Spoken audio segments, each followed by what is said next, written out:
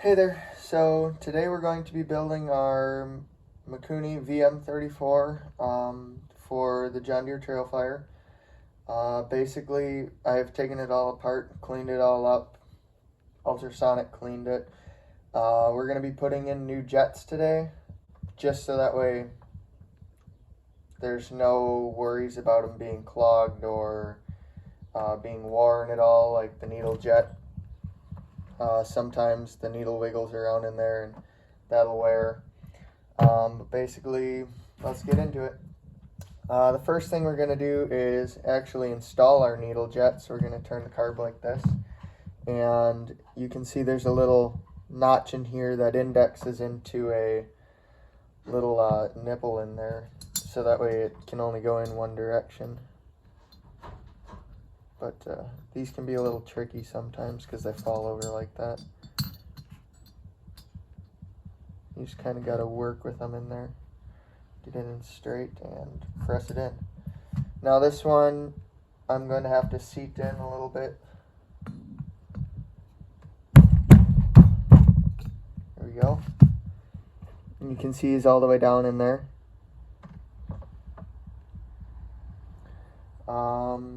So after that, we're going to flip our carb over like this, and the next thing we're going to do is put in our needle and seat. Now this carb is actually a little weird. It's needle and seat. Well, there's two styles for this because it's a zinc. This carburetor is made out of zinc, and apparently Mikuni, in their infinite wisdom, decided they needed two different sized needle and seats. So this is the short version of it, and then there's a tall version, and their thread size is actually different, so you can see the difference here.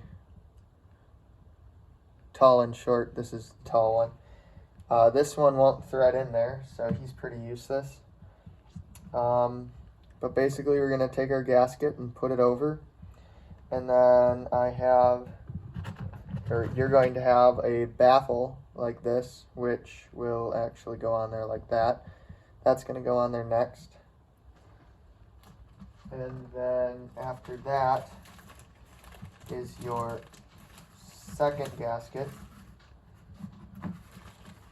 I didn't get anything out yet. Here we go. Hold on. It fell apart on me here. So gasket, baffle, second gasket. Okay. Then we're going to thread that in there.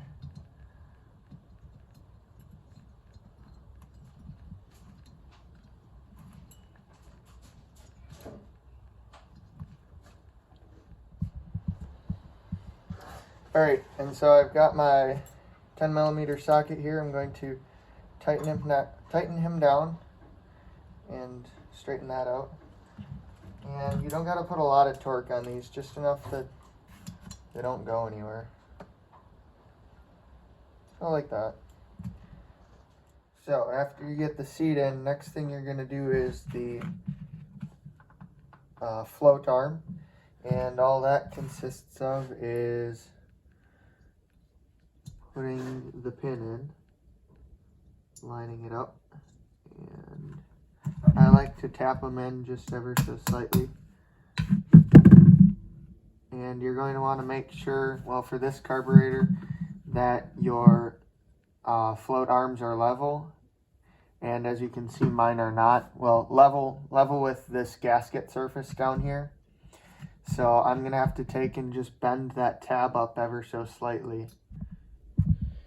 So I've gone and just pried that tab up a little bit, so now you can see hopefully that it's level.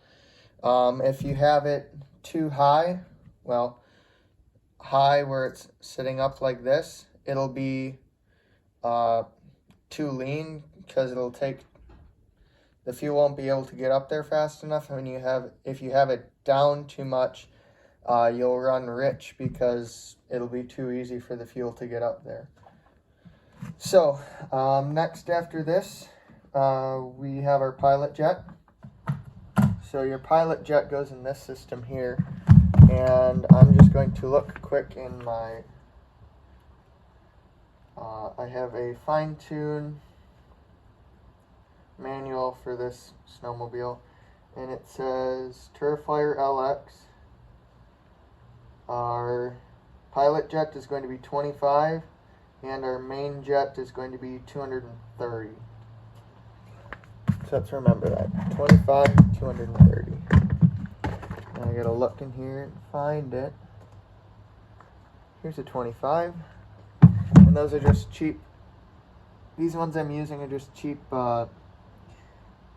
Chinese eBay ones. I'll take him and screw him down.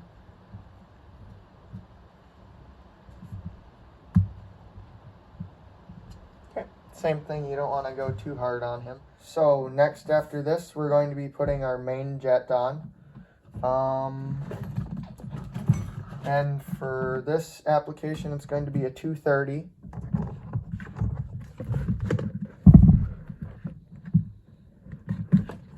I'll find it in here again. 230. Okay. This goes on here like so. Yeah, like that. And this will just drop in and thread in there. Just like that. And I think it's a 6mm, if I'm not mistaken. And you want to be very careful with this because it's just brass on brass.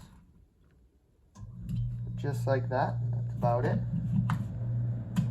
So, that's pretty much the end of the inside. Now we can close our carb up. We're going to be installing our new gasket. So that will fit on here like this. Just kind of press and wiggle them down. Okay.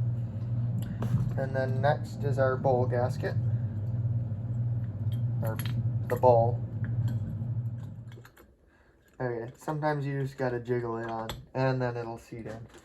Then next is our 4 screws on the side.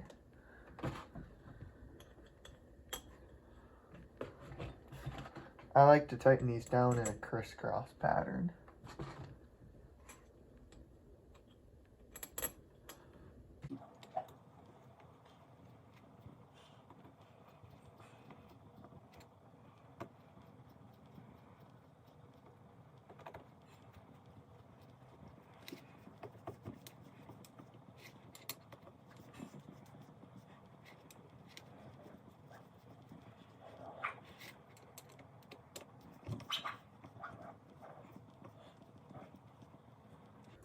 Alright, and then finally is going to be the cap. There's this little O-ring that goes in here, he just sets in. And then you take and thread it in.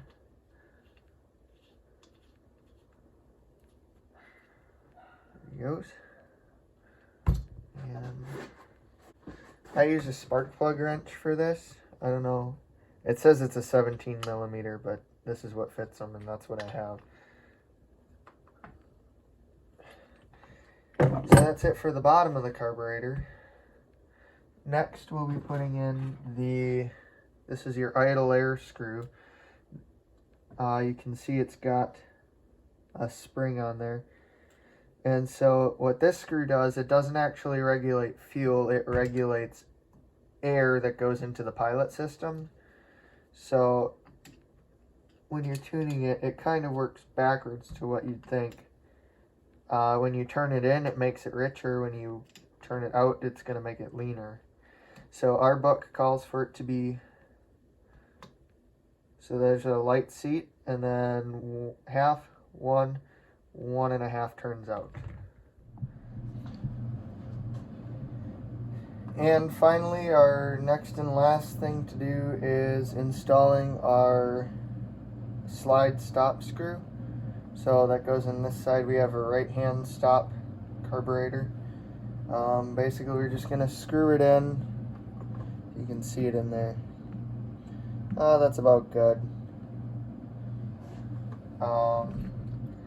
Next thing we're gonna do is install it on the snowmobile. That's over there. So we finished our carb now, and we're going to be installing it on the snowmobile.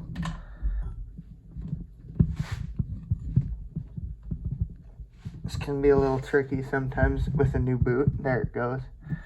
And so the next thing we're going to do is, I've got a new throttle cable on this too.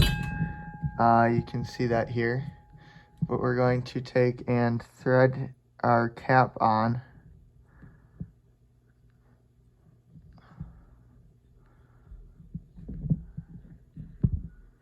And I'm going to go about there. This throttle cable is actually meant for like 36 millimeter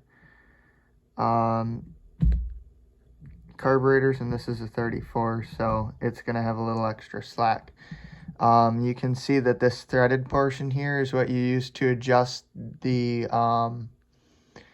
it's what you use to adjust the slide up and down, and that'll actually give you your the play that you're going to look for in your thumb control.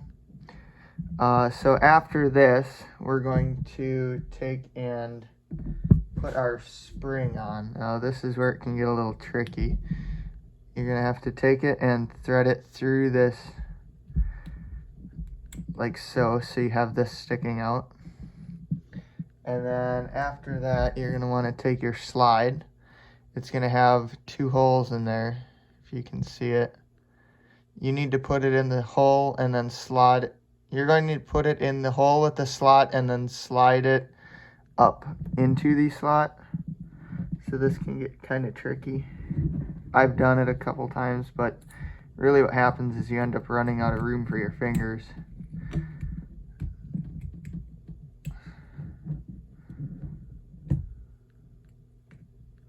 There you go. You can see it's all the way through, and then you pull it and then it goes down.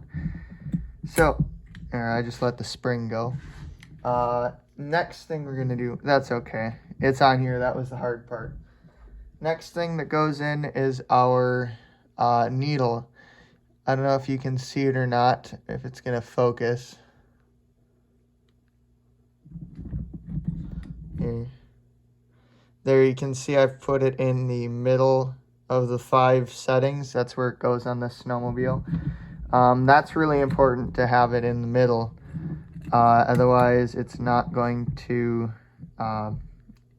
run properly. That affects your mid-range performance and really your idling as well. So that is going to go in the middle hole, and he just drops in there. And then the last piece that we have is this retaining spring that actually keeps that needle down. So a retaining plate that keeps that needle down. So he is just going to drop in there as well. Sometimes it's a little finicky getting it around that. Don't tell me he's not going to fit.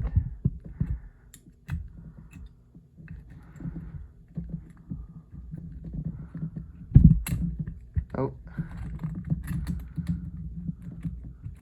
There. Sometimes it's easiest just to pull that spring off to the side. There he goes. And you can see how it sits in there. I know the lighting's not the best. Maybe down here is better. Oh, he's sitting in there. He's holding this needle down, and then now you can take and let your spring down on that. So this is what he should look like. Now you'll have spring tension on your throttle cable. And he's ready to be dropped in. So you just kind of guide him in there. There you go. And you're going to thread it on all the way. Sometimes these threads can be a little tricky to start because they're so fine. So you want to make sure that's torqued down all the way where it's going to be when it's running. And now we're going to take and loosen this nut up so you have a little room to play with. So as of right now, if you can see, we do not have any play in the throttle at all. It's tight. So what we're going to do is take and thread the threads down so it will loosen up.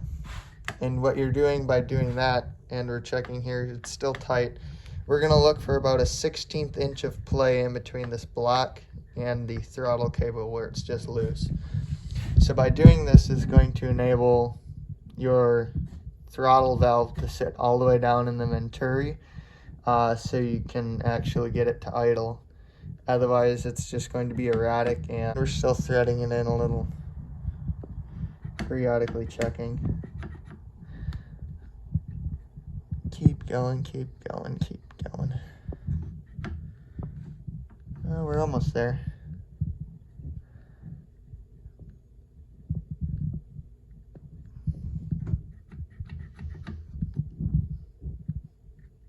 Oh, got down to the stop nut.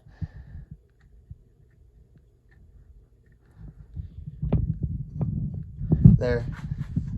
And I actually went a little bit too much, you can see. It's about 1/8 of an inch. So I'll pull him back up just a little bit. And right about there is good. How it wiggles, but it's not tight. There's about a 1/16, oh, sorry. About a 1/16 of an inch there.